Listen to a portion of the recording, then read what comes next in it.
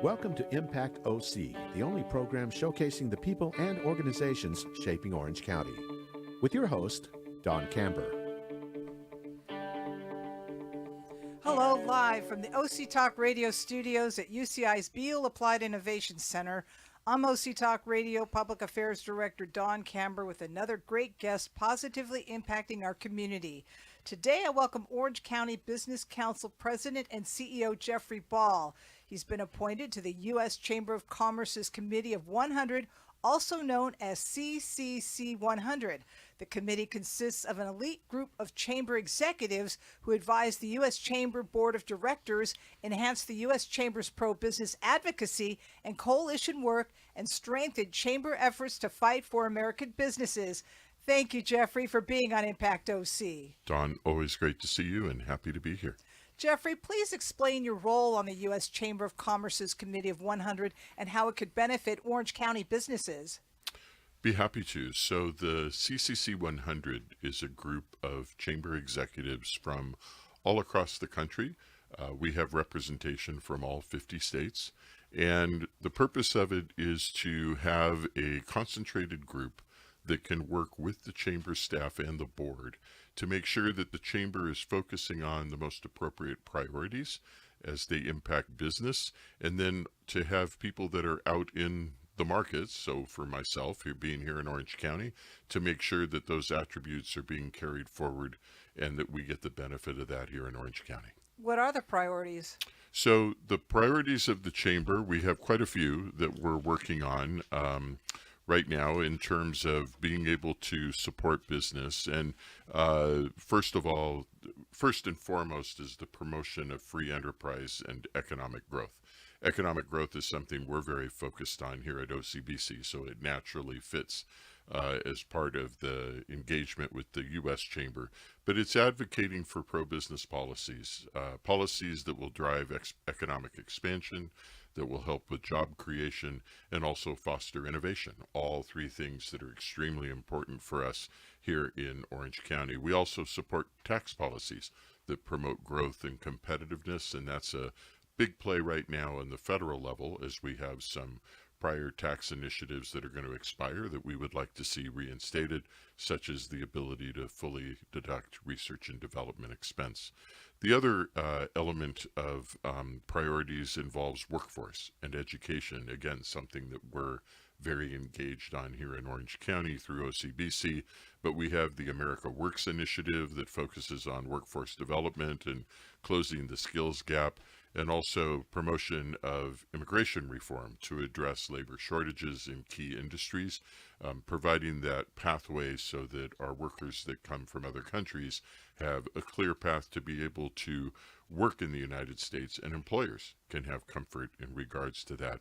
We also focus on global trade and competitiveness, infrastructure and transportation, and of course the overall support of small business so that they have the access to capital and funding and all the resources that small businesses need in order to be successful. Small business is really the backbone of our economy. It's true here in Orange County. It's true throughout the country. And we want to make sure that those organizations have the resources that they need in order to be successful. So what are the biggest challenges they face? Challenges that businesses are facing today are, we hear a lot about still concern about inflation and rising costs, and particularly here in Southern California, where we have a very high cost of living. And we have seen a number of things come into play, such as minimum wage changes, impact on our ability with the supply chain to get raw materials. Also, we went through an increase in interest rates there for a period of time that still has an impact on businesses and their ability to be able to effectively compete. It's very challenging to run a small business, and when you're dealing with rising costs, whether it's a function of inflation or policies, that just makes it that much more difficult. Other things that our businesses are facing are shortages in the workforce, skills gap.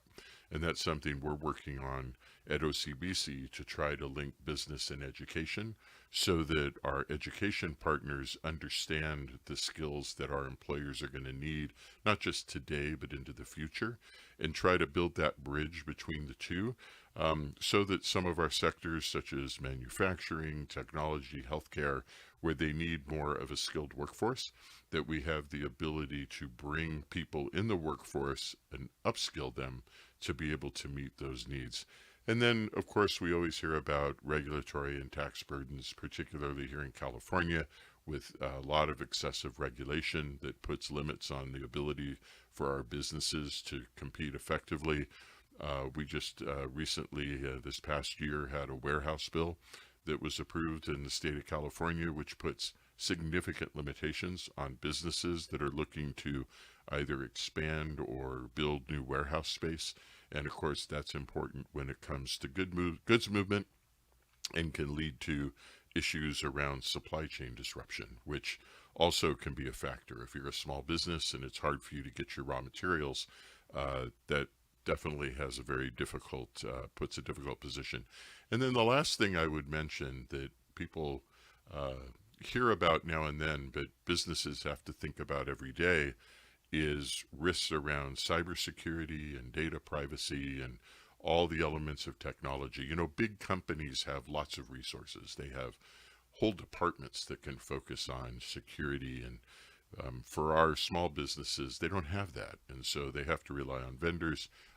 They have to get involved themselves in trying to protect themselves in a world in which we see growing risk of cyber attacks and ransomware and data breaches. We're hearing about incidents all the time, and people often think, oh, well, it's just the big companies that have to worry. No, the small companies, because they don't have the resources and therefore they're deemed as vulnerable. So those are some of the issues that our businesses are dealing with, and through the work at the Chamber, we're trying to help them by, first of all, working from policy standpoint, but also in providing them resources that they can use to be able to run their businesses more effectively and compete in the world market. Well, explain how the Chamber of Commerce operates on a local level, and then you as part of the Committee of 100. Right. So the U.S. Chamber, of course, covering the whole nation, tends to be focused on federal issues. They do occasionally come in and work with us on state issues. OCBC, being your regional Chamber of Commerce effectively, we work on all three levels of government. We work on federal issues where we coordinate with the U.S. Chamber. We're working on state issues, and we also get involved in local issues. So all of those are extremely important in our representation of the business community to make sure that we're promoting the type of business environment that enables our members to be much more effective. For the U.S. Chamber, given, such a diverse economy that we have throughout the country, Orange County itself being a very unique market. So our representation at that table, as they're primarily focusing on federal issues, is extremely important and valuable for us as a region to make sure that we have that representation, because we know not all policy fits all places. And so we want to make sure that Orange County is properly represented as the Chamber is looking at different policy initiatives and how it can impact business. Is there anything unique about Orange County in comparison to the other chambers? Absolutely. So just from a regional perspective, we are the 6th largest county in terms of population in the nation, and we're adjacent to the largest county in terms of population, which is Los Angeles County. So, but we have this large population packed into less than 800 square miles. So we're very unique from the standpoint that while we're a very populous county, we're very small in terms of our geography. We also have some unique attributes as it pertains to our geography in terms of our terrain. We obviously are a coastal county, and so that brings in coastal elements that come into play. We're adjacent to 2 of the largest ports in the world, and so from a goods movement perspective, we're directly involved, and that influences our economy. And then, of course, just the strength of the region, right? The draw of the region, being a destination area that people like to come to for tourism, but also for business growth. So Orange County is very well positioned, and we're very unique compared to other places across the country. But by the same token, you probably mentor other chambers. So on a local level, we work with our city chambers. We also work with our ethnic chambers. We have them come into the office a couple times a year. I host them for lunch. We talk about the issues that we're looking at a federal, state, and local level. We also work with them to help them engage in what we're doing. We have, when issues come up that we believe impact the region, we will reach out to the chambers and ask for them to come in support of what we're trying to achieve from a policy standpoint. So it's extremely important that our chambers are engaged in what we're doing and looking at it from the lens of the federal, state, and local perspective. You know, our organization, we tend to work with the larger employers in the county, and the local chambers do a great job of working with the small and medium-sized businesses. So we really need that partnership in order for the region to be effectively represented when it comes to matters around business policy.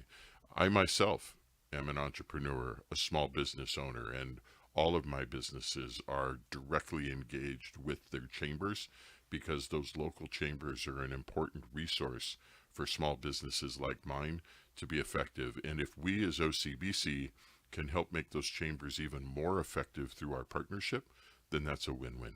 Is this in effect, you're saying it's a good idea to join a chamber if you have a small business? Oh, absolutely. I think to run a small business today is so challenging, and to do so without the resources of a local chamber, I can't even imagine. It's extremely important. It's the networking, it's the resources that they can provide. It's helping to understand what issues you need to deal with. Changes in employment law, as an example. The chambers can be a great resource for those businesses to get the information that they need, and also help them through the local market in building that awareness of their business and what they offer, because they don't have the budget to do the massive marketing that the large competitors do. We have a unique economy in the United States in that we have very large companies and very small companies that are competing directly within markets. And the chambers, our local chambers and organizations like OCBC, are so important in making sure that we keep a solid business environment that allows them to be more successful. Everybody from large to small. Explain how the chambers operate, the local ones. So the local ones we have most all of our Orange County cities have city chambers, and they have local leadership, a board of directors. They get their revenue through annual membership. They also raise money through events that they hold, sponsorships that they get. And they usually have a team. It could be anywhere from 1 to 8 people that we'll see that are functioning, doing the work of the chamber in driving that type of business and providing the resource. As a member, you're entitled to a number of different benefits. Also, the chamber works directly with the cities to help to make sure that they have the right business environment for their small businesses, providing the introductions that small business needs. All of that extremely important for those businesses to be successful, as I said before. So our local chambers are extremely important, and each of them are unique. We're proud to work with all of them. By the way, we also have our ethnic chambers that can focus on businesses that may be of a certain ethnic persuasion, and we have some great ethnic chambers here in Orange County. I start naming them, I'm going to miss somebody, I'm going to leave somebody out, so I got to be careful, but we're privileged to work with a lot of our ethnic chambers here in Orange County and help them in providing the resources that their members need. Well, how does the CC 100 operates in terms of meetings? So CC 100 has 2 in-person meetings a year, and we do one in the fall as well as in the spring. We typically do our spring meeting in Washington, D.C., and then the fall meeting moves all around the country. So the first one that I had an opportunity to attend this past fall was in Florida. I believe the one we have coming up later this year is in Louisville. So always moving around, and that's good for the committee to experience different regions and be in different markets. And often something related to the local market will be incorporated into the material and what we're doing as part of the meeting. We get regular updates from the chamber staff. We often have outreach that comes to us looking for input on maybe some of the policies that they're looking at, immigration being one. We have a new administration. They've taken a much different approach to immigration that has a direct impact on business. And so what is the pathway? What is it that we need to position from a business community in looking at issues like that? And so they will reach out to us to see what we're hearing in our local community so that that can be incorporated in what the chamber's doing. We are really the eyes and ears on the ground for them, and they are very wise in terms of where they pick their representation to make sure that they're getting a true view of everything that's going on across the country. Can you name some policies that the chamber was behind that we as consumers don't even realize? So chamber gets very involved in terms of tax policies, which has a direct impact. Anything that can help our businesses run more efficiently will help us as consumers because it helps them provide their products and services at a lower price. Trade policy is something that the chamber has been very directly involved in. Immigration policy, as we referenced earlier, which has a significant impact on our workforce that's available. Also, you'll see the chamber that's involved in issues around the environment, issues around marketing, promotion, and things like that. So it's all of those are resources that help our businesses be more effective. The more effective our businesses are, then the better opportunities we have as consumers, the more choice that we have, and where you have more employment opportunities, which directly impacts all of us as well. What's your perspective on how to enhance businesses in the U.S.? Well, we've got several things that we're working on in regards to enhancement. I think first of all is the need to embrace innovation and technology. Innovation and technology are an expanding area. We hear a lot about artificial intelligence, which is really not a new tool. It's been around for a long time, and it's just one tool that's out there. But certainly the ability to embrace innovation and technology is extremely important for businesses to be able to improve their productivity and their efficiency. Also, I think the focus on workforce development is important. A number of programs that we have here in Orange County that are focused on it. You know, we have an interesting situation here in Orange County, Don, where our population is pretty stagnant. We had 2 years ago, we saw a slight drop. This past year, we saw a slight increase in our population. Our demographics are changing. Our population is getting older. And so all of that means that we need to think about the workforce that our employers are going to need from a different perspective. We have a lot of people in the workforce. We need more of them to be upskilled, to have the skills that our businesses need, whether it's the adaptation of innovation and technology or other aspects that they have as they're continuing to invest and grow in the region. Workforce is extremely important. And so developing that, working with our education partners in particular, also with our trades, all in the effort to upgrade the skill set of our population and to meet the needs of the economy, both today as well as going forward. I think another thing too is really working on the ecosystem of small business and making it more impactful, more effective for our businesses to operate.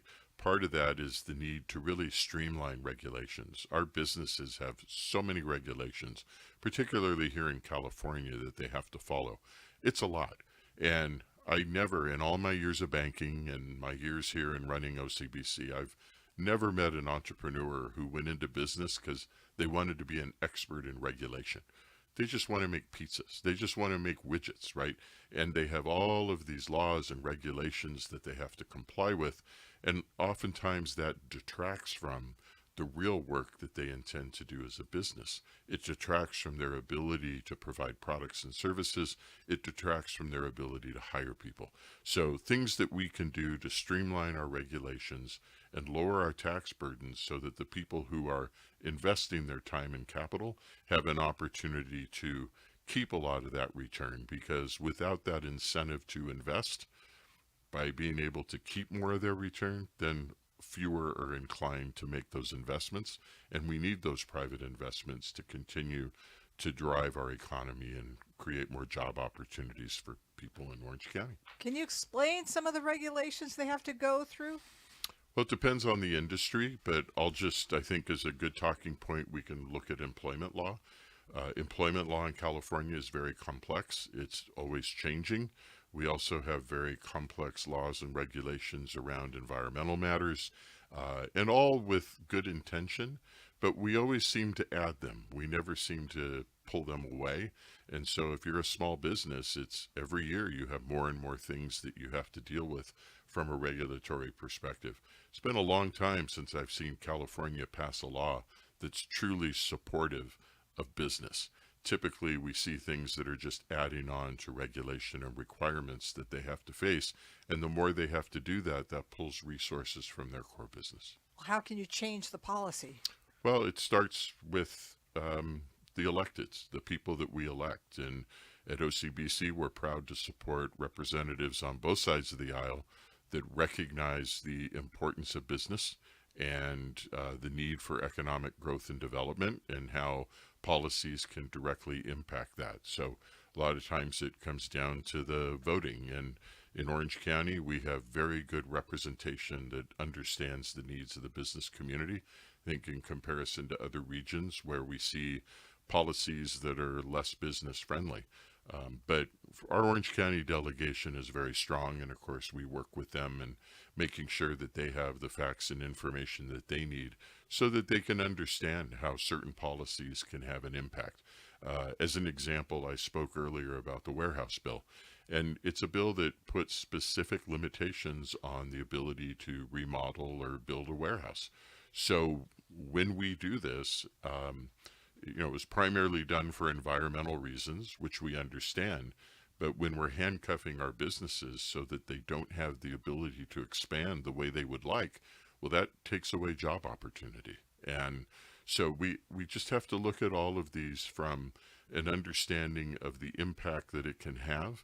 And we're very proud to support a number of electeds here in Orange County that truly understand the importance of business and are willing to listen to us and recognize where certain policies may have a negative impact. And I think the more we can do that, not just here in Orange County, but throughout the state and throughout the country, then it will allow for more opportunity to really provide that pathway for businesses to succeed.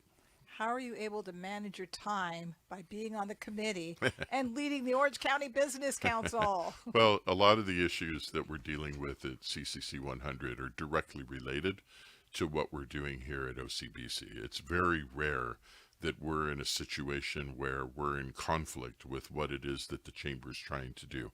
So it's part of being a CEO. It's managing your time and making sure that the issues that are important to Orange County are being represented there on the CCC 100. And I will say I'm early into this assignment, as you noted, but the opportunities that I have to work with other business leaders throughout the country has been extremely valuable for the work I'm doing here.